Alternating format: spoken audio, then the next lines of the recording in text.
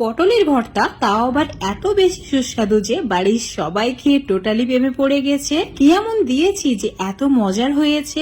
আজকে তোমাদের সঙ্গে দারুণ সুস্বাদু একদমই ইউনিক পটল ভর্তা রেসিপি শেয়ার করব, যেটা বানানো খুবই সহজ। তো পটল ভর্তা করার জন্য একদম ফ্রেশ দেখে পটল নিয়ে নিতে হবে, আর পটলের দুটো সাইড কেটে দিয়ে খোসাটা ঠিক এইভাবে ঘষে ছাড়িয়ে নিতে হবে। তোমরা যে পরিমাণে পটল ভর্তা বানাতে চাও সেই হিসেব করে পটলগুলো নিয়ে নেবে। আমি এখানে ওই 5 থেকে 6টি মতো পটল নিয়েছি।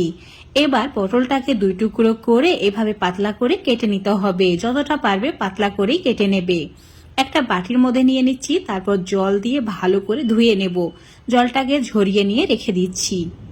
এদিকে চুলোর উপর একটা কড়াই নিয়েছি, তাতে দিয়ে দিচ্ছি 1 কাপ তিল। এখানে আমি সাদা তিল নিয়েছি। তিলটা একদম গোল্ডেন ব্রাউন করে ভেজে নিতে হবে। চুলোর ফ্লেমটা লো করে রেখে গোল্ডেন ব্রাউন করে ভেজে নিয়েছি। তো এখন একটা প্লেটের মধ্যে তুলে রেখে দিতে হবে, যাতে এটা ভালোভাবে ঠান্ডা হয়ে যায়।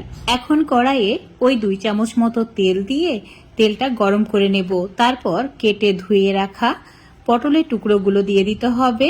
এর মধ্যে সামান্য পরিমাণে নুন আর হলুদ দিয়ে দেব। তাতে করে ভালোভাবে পটলটা সেদ্ধ হয়ে যাবে।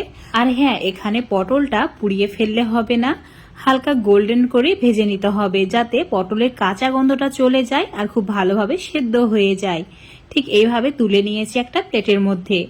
এবার ওই কড়াইয়ে আরো 1 চামচ মতো তেল দিয়ে তাতে 4টি শুকনো লঙ্কা দিয়ে দিচ্ছি, আর বেশ কয়েকটি রসুনের কোয়া। এখানে একটা বড় সাইজের রসুনের কোয়াগুলোকে অ্যাড করেছি। এই ভর্তায় রসুনের যে ফ্লেভার সেটা এত ভালো লাগে যে তোমাদের বলে বোঝাতে পারবো না। তো এখন একদম লালচে করে ভেজে নিয়েছি, একটা প্লেটের মধ্যে তুলে রেখে দিলাম। ওই তেলের মধ্যেই দিয়ে দিতে হবে একটা বড় সাইজের পেঁয়াজকে ঠিক এইভাবে স্লাইস করে কেটে নিয়ে। পেঁয়াজের কাঁচা গন্ধ চলে যাওয়া পর্যন্ত ভাজবো, মানে লালচে করবো না, জাস্ট হালকা একটু টেলে নিতে হবে। তো পেঁয়াজটা ভাজা হয়ে গেছে, প্লেটের মধ্যে তুলে রেখে দিয়েছি। এবার একটা মিক্সচার জার নিতে হবে। তার মধ্যে ভেজে রাখা পটলের টুকরোগুলো সম্পূর্ণ অ্যাড করে দিতে হবে।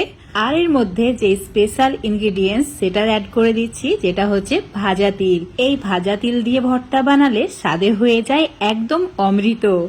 এখন এর মধ্যে দিয়ে দিচ্ছি ভেজে রাখা রসুনের কোয়াগুলো। তারপর একদম ভালোভাবে পেস্ট করে নিতে হবে। এখানে কোনো রকম জল বা কোনো কিছু অ্যাড করা যাবে না। এইভাবে একটু সময় নিয়ে পেস্টটা করে নিয়েছি।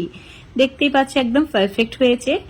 এবার একটা বাটির মধ্যে ভেজে রাখা শুকনো লঙ্কাগুলো নিয়ে নিতে হবে, তাতে স্বাদ মতো নুন দিয়ে দিতে হবে। পটল ভাজার সময় যেহেতু আমরা নুন দিয়েছিলাম, তাই একটু বুঝিয়ে নুনটা অ্যাড করবে। ভালো করে লঙ্কাগুলোকে মুচড়ে নেওয়ার পর তাতে দিয়ে দিতে হবে ভেজে রাখা পেঁয়াজ, আর দিয়ে দিচ্ছি একদম ফ্রেশ দেখে ধনেপাতা কুচি আর বেশ কয়েকটি কাঁচা লঙ্কা অল্প করে চিড়ে অ্যাড করেছি। কাঁচা লঙ্কাগুলো এভাবে গোটা রেখে মানে সামান্য চিড়ে অ্যাড করতে হবে। আর দিয়ে দিতে হবে 2 চামচ মতো সর্ষের তেল। কাঁচা সর্ষের তেল অবশ্যই অ্যাড করতে হবে।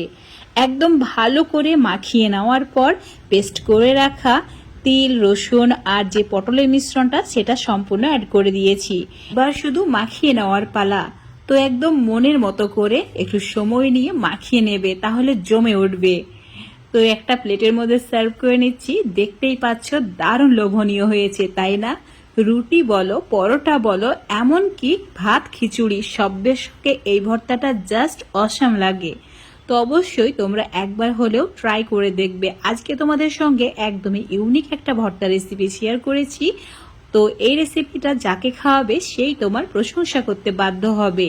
রেসিপিটা খেয়ে যদি ভালো লাগে অবশ্যই লাইক, শেয়ার, কমেন্ট করে দেবে।